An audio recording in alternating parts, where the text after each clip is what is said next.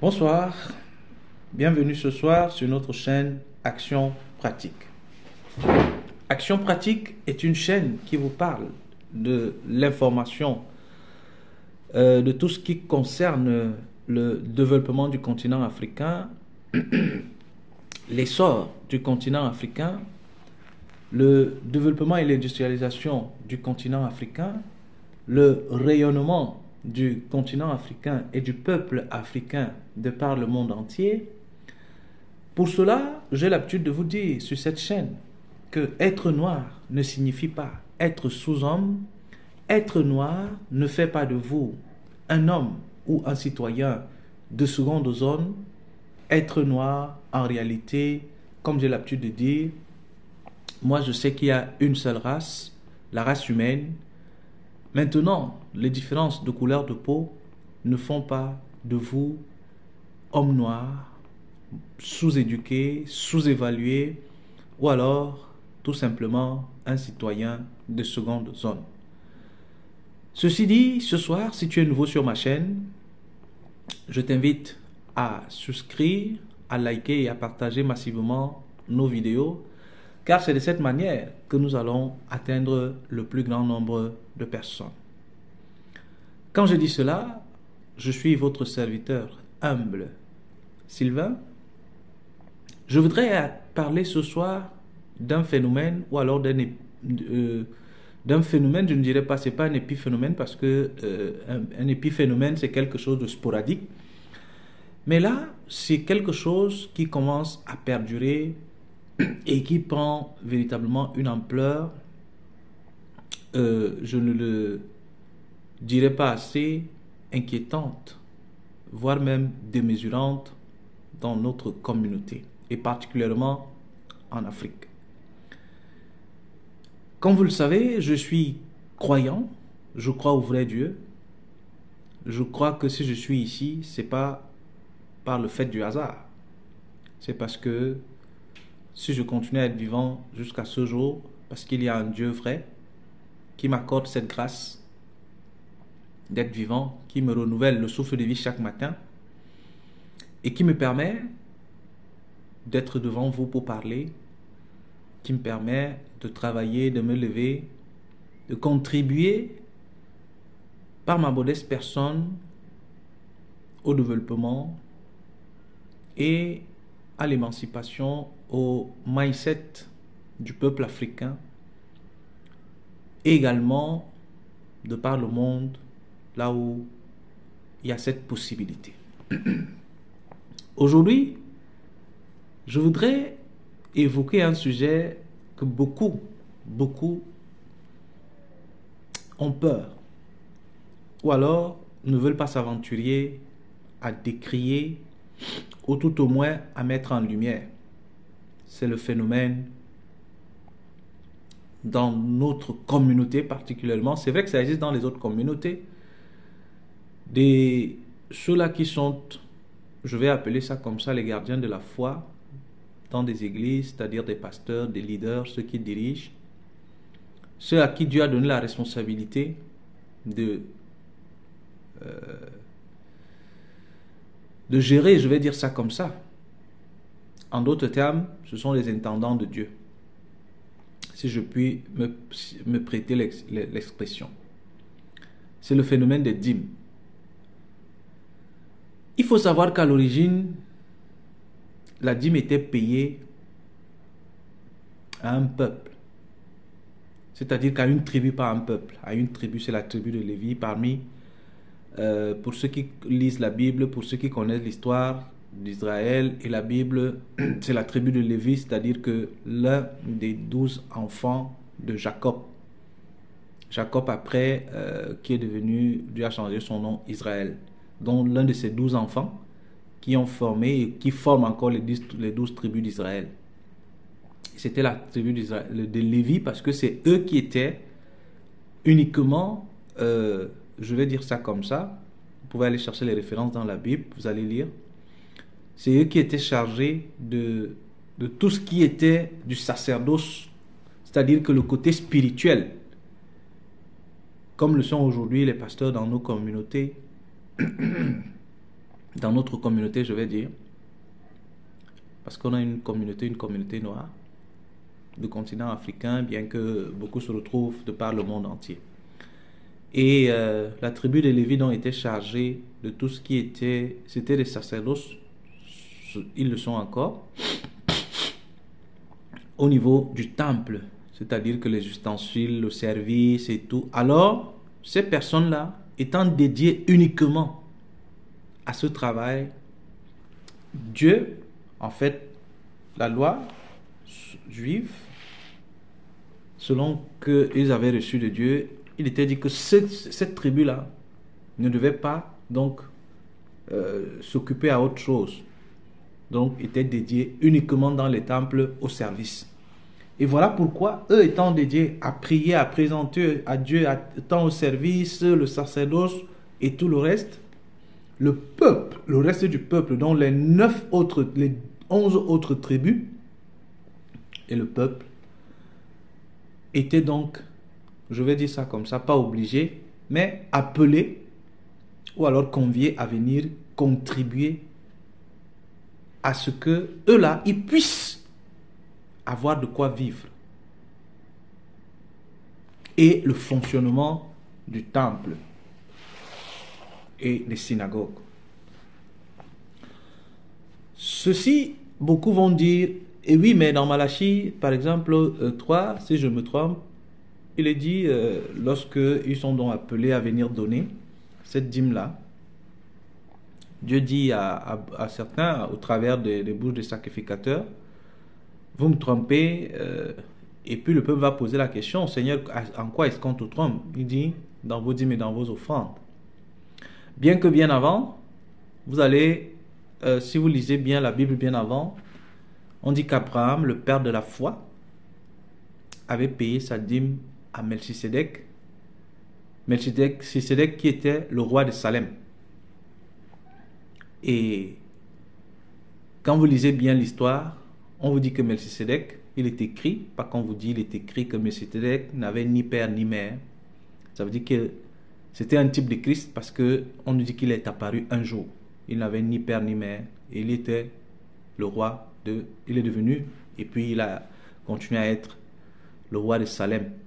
Et la Bible dit que Abraham, qui est le père de la foi, a payé la dîme de tout. C'est-à-dire qu'il lui a payé à Melchisédek donc cette dîme. Mais est-ce que c'était l'argent? Parce que là aussi, ce qu'il faut savoir, c'est que les pasteurs, les dirigeants des églises, les leaders des assemblées ont transformé tout en papier argent.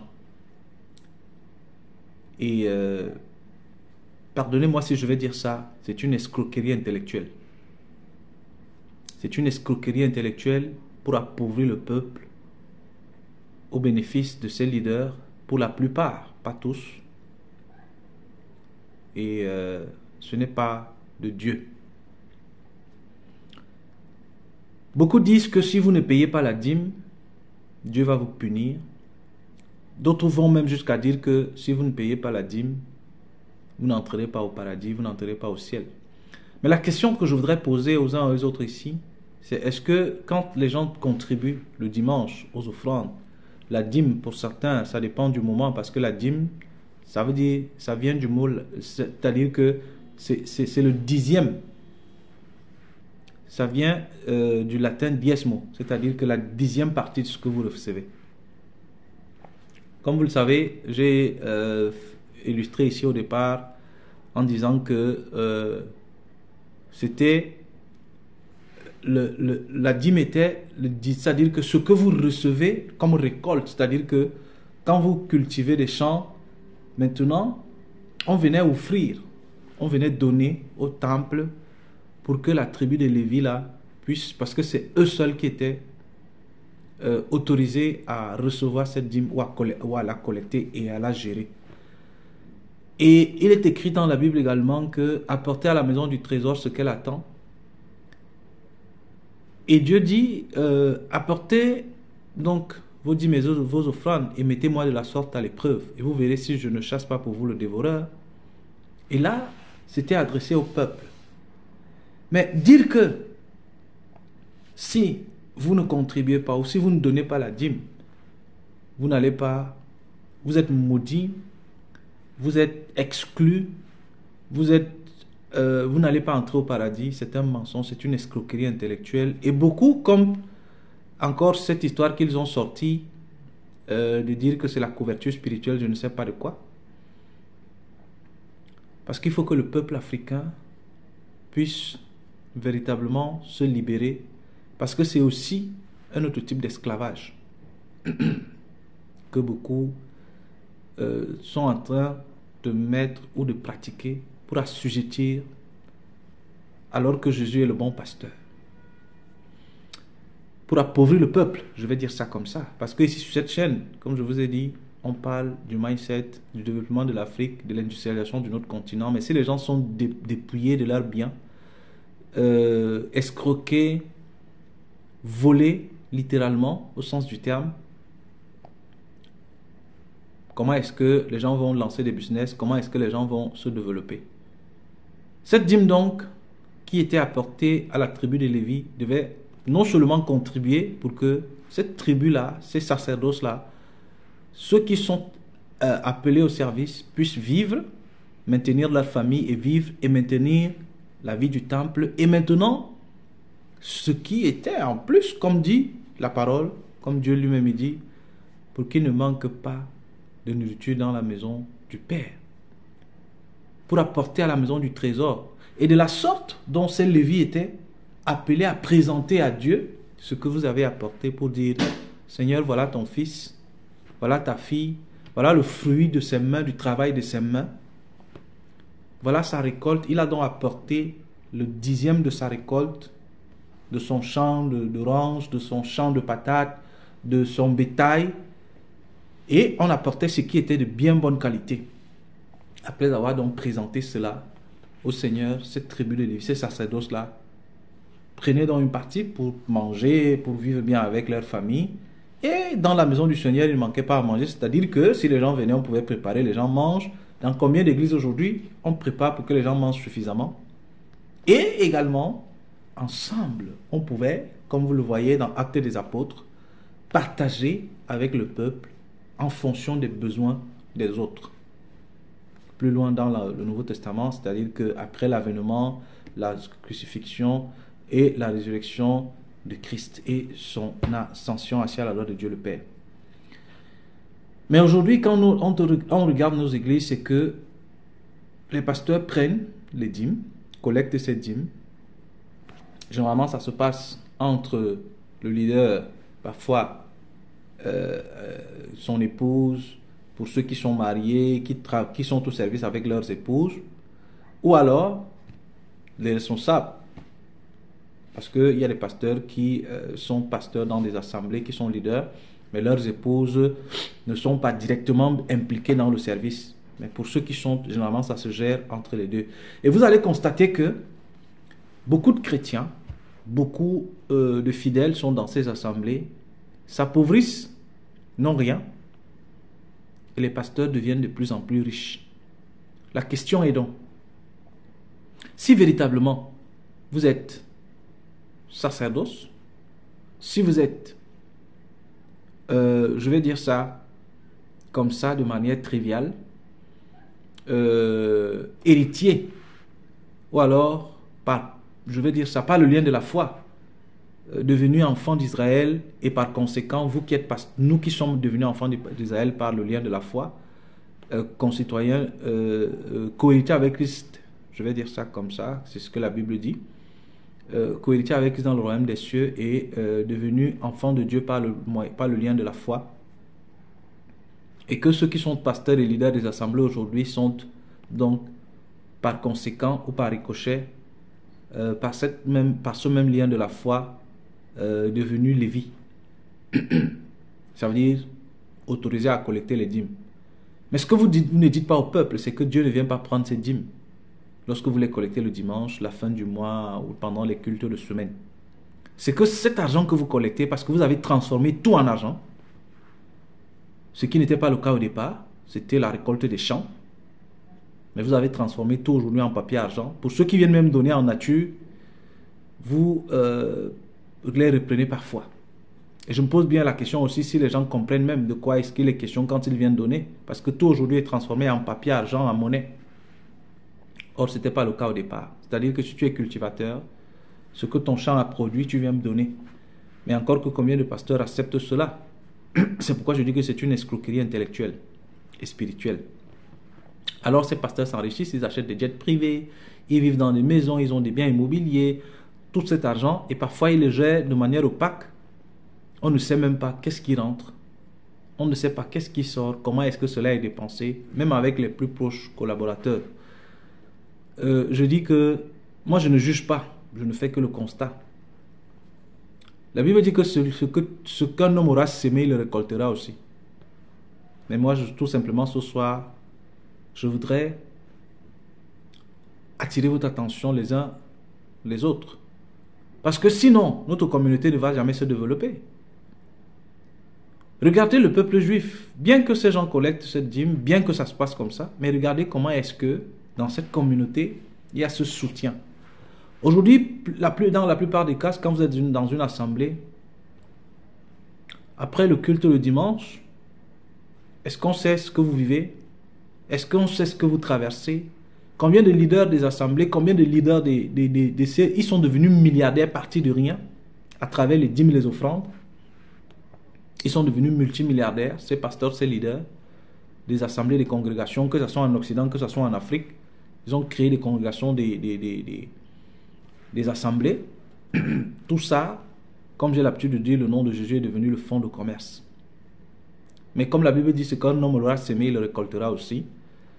Je ne suis pas là pour juger, je suis là pour faire le constat. Parce que c'est un phénomène qui commence à prendre véritablement de l'ampleur. Les gens vont même jusqu'à donner tout ce qu'ils ont, dans l'espoir que Dieu va faire des choses, dans l'espoir que Dieu va ouvrir des portes.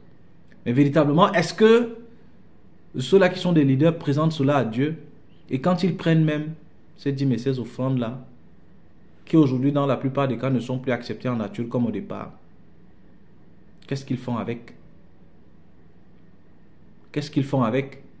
Ils vont me dire que, vous allez me dire que oui, Dieu dit que quand vous êtes prédicateur, Jésus nous a envoyés pour faire de toutes les nations les disciples. Il dit de ne pas prendre de sac, de provisions, de rien, parce que la parole prendra soin de celui-là qui est en train de la prêcher. Je suis d'accord.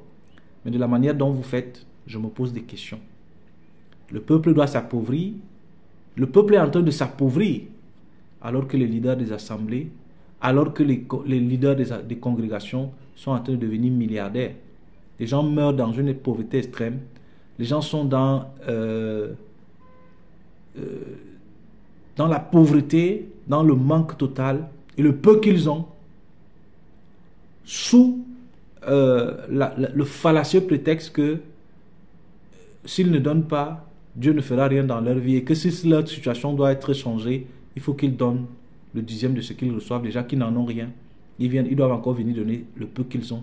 Et quand vous recevez même cela, au lieu de venir maintenant en aide à ceux-là qui sont ces fidèles, à ceux qui sont vos fidèles dans les assemblées, dans les congrégations, pour qu'ils puissent croître, mais vous prenez tout ce qu'ils ont et vous les laissez à l'abandon.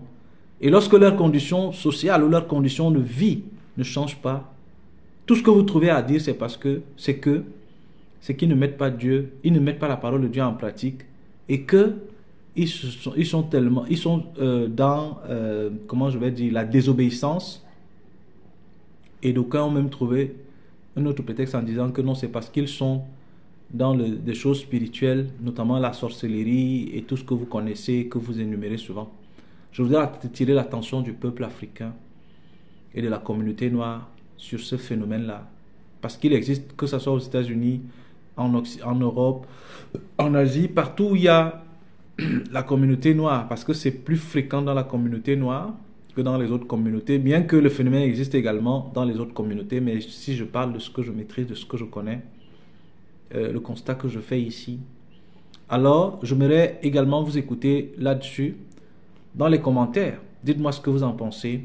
Est-ce que les pasteurs ont le droit de continuer à collecter la dîme aujourd'hui? Si oui, comment cette dîme doit être gérée et à qui cette dîme est dédiée? Parce que ce que je sais, c'est que Dieu ne descend pas du ciel parce que Dieu ne mange pas. Il n'a pas besoin d'un toit. Il n'a pas besoin d'une voiture. Il n'a pas besoin de nos biens matériaux. Il n'a pas besoin d'argent. Parce qu'il n'est pas un homme. Dieu est esprit. Je voudrais vous écouter là-dessus. Merci et bonne soirée à vous sur Action Pratique. N'oubliez pas de souscrire, de liker, de partager nos vidéos. Et je vous attends dans les commentaires. Certainement, vous avez des choses à dire. Je ferai encore des vidéos là-dessus. Une deuxième, une troisième. On en parlera peut-être dans un direct. Mais sur ce, bonne soirée et bon mois de décembre. Demain, c'est un jour de travail. Je vous souhaite une excellente soirée et un bon, je vais dire ça, dimanche. À très bientôt sur Action Pratique. Merci à vous. Merci pour la confiance que vous nous accordez. Au revoir. Shalom, shalom.